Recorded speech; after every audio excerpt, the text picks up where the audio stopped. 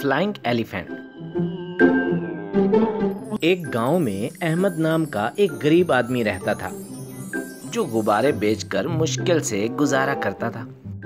उसका अपनी बीवी अमृता से अक्सर झगड़ा भी इसी बात पे रहता था। उसके साथ वाले घर में कामरान रहता था। वो अपने बड़े से हाथी की वजह से बहुत मशहूर था। हर माह होने वाले मेले में अपने हाथी के करतब दिखाया करता था। उन 3 दिन में उसकी इतनी कमाई हो जाती कि उसको बाकी दिन कुछ करने की जरूरत ही नहीं पड़ती। अहमद कामरान को देख यही सोचता रहता कि इसकी तो मौजें हैं।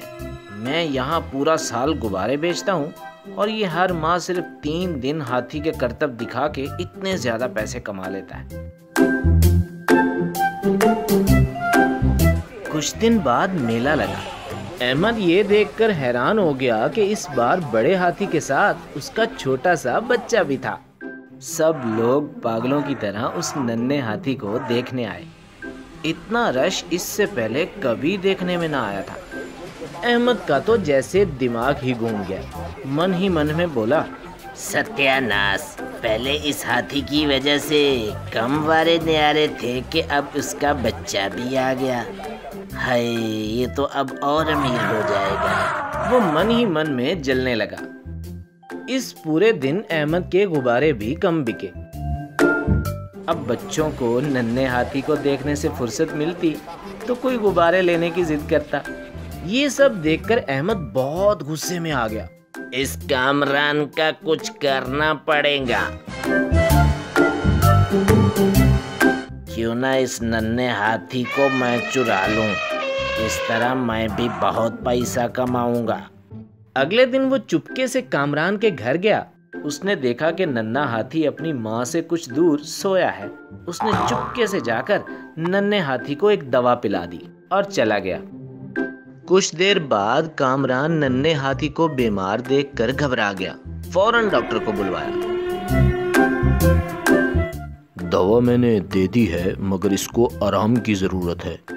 ठीक है डॉक्टर साहब, मैं इसको आज नहीं लेकर जाऊंगा। ये कहकर वो नन्हे हाथी को वहीं अकेला छोड़कर मेले में चला गया।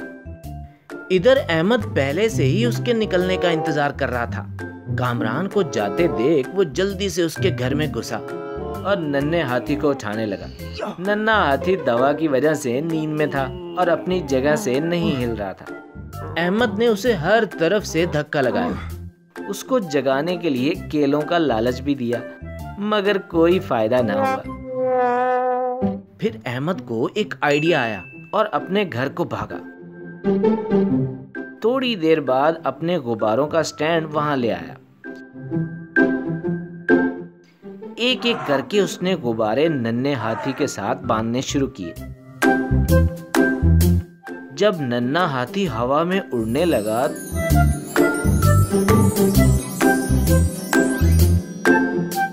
तो उसको पतंग की तरह उड़ाता गांव से बाहर ले गया।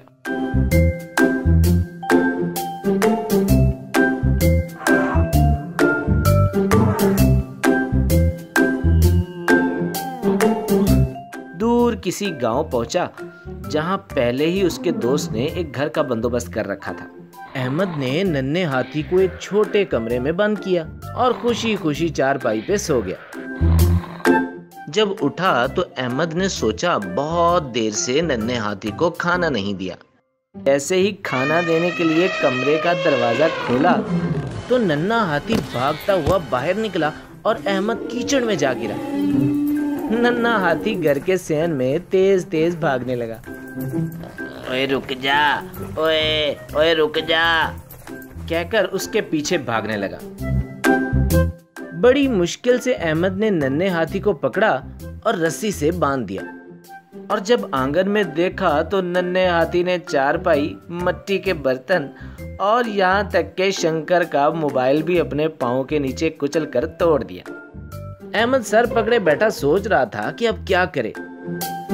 तो नन्हे हाथी ने जोर जोर से आवाजें निकालना शुरू कर दी और अहमद ये देखकर चकरा गया कि उसने एक दिन में खाने के लिए जितने केले लाए थे वो नन्हे हाथी ने 1 मिनट में ही खा लिए। शाम में अहमद ने नन्हे हाथी को नहलाने के लिए गुब्बारे से बने स्विमिंग पूल में डाला। अहमद फिसलकर पूल में आ गिरा, जिससे पूल फट गया और नन्हा हाथी एक बार फिर कीचड़ में लौट-पौट होने लगा। अहमद ने गुस्से में नन्हे हाथी को कमरे में बंद कर दिया, जहां वो खूब आवाजें निकालता रहा और अहमद भी टूटी चारपाई पे परेशान होता रहा।